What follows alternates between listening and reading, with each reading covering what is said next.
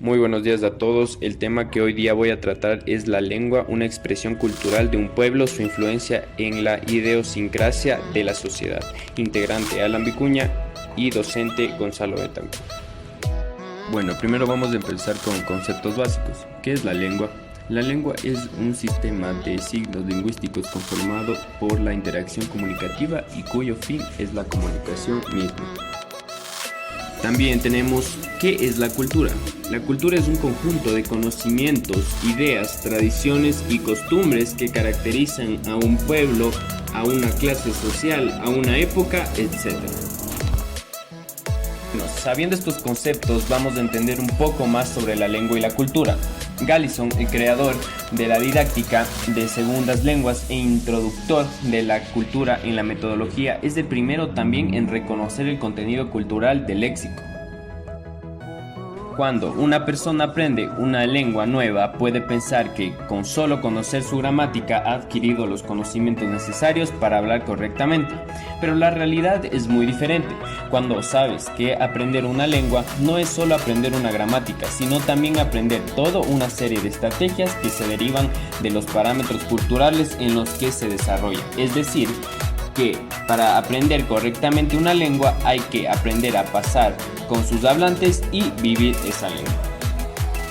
Continuando tenemos, ¿cuál es la relación entre el lenguaje y la sociedad? Hay una relación dialéctica. La manera en que decimos las cosas e interactuamos con otros está influida por las estructuras sociales.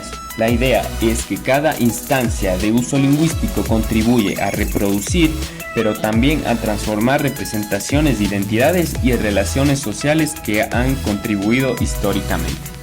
Por ejemplo, en Estados Unidos se cambió la palabra negro por afroamericano y estos grupos minoritarios tienen mayor visibilidad ahora. Por otro lado tenemos la identidad y expresión cultural. Posee los siguientes elementos. Diversidad cultural es la disparidad cultural existente en el mundo. Se manifiesta por variedad de lenguaje, música, región, dieta, cultivos, arte. También tenemos la multiculturalidad, constatación de diferentes culturas dentro de un mismo espacio geográfico. Establecen jerarquías sociales y legales, dando cabida a dificultad de convivencia, estereotipos, perjuicios, conflictos.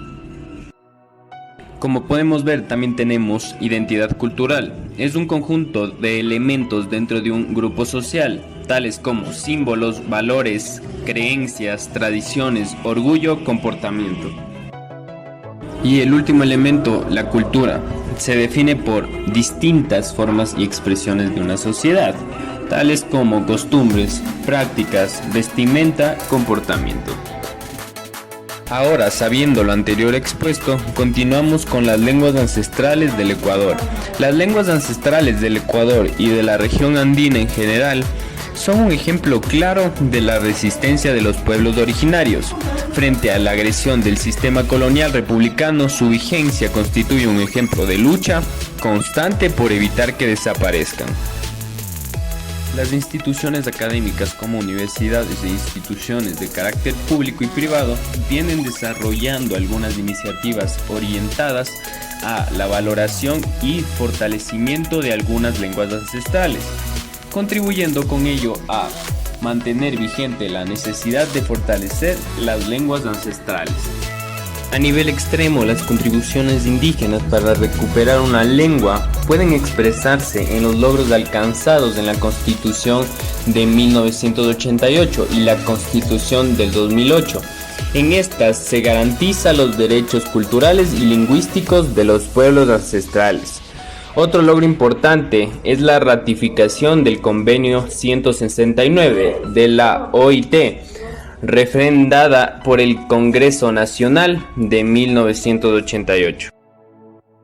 Los avances del tratamiento de las lenguas ancestrales, sin embargo, son limitados y existen vacíos, como el hecho de que las lenguas ancestrales, a excepción de los quichuas, los shuar, no cuentan con diccionarios, gramáticas acordes a la realidad de cada nacionalidad.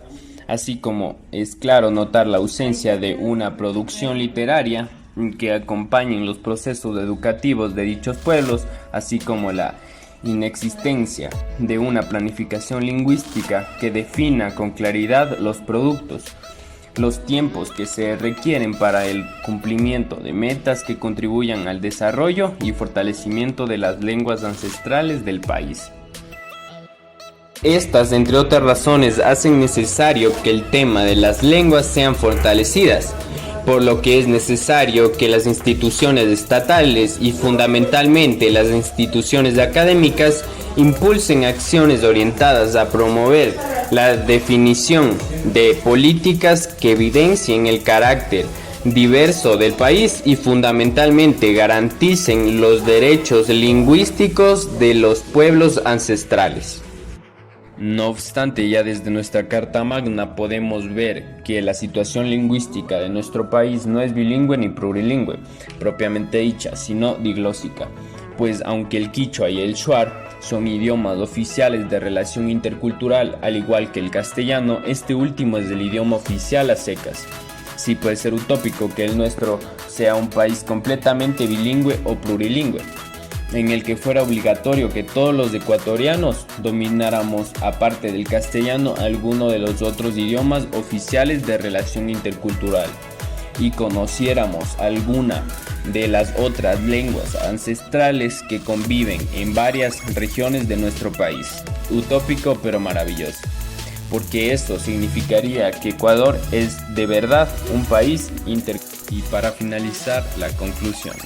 La lengua no es un simple medio de comunicación entre los seres vivos, es el reflejo íntegro de las diferentes formas de percibir y pensar el mundo, pertenecientes a comunidades tanto indígenas como no indígenas. La lengua registra cambios históricos que producen cambios culturales, donde los pueblos adquieren nuevos conocimientos que se refieren principalmente a nombres de cosas y conceptos que enriquecen el vocabulario de cada lengua.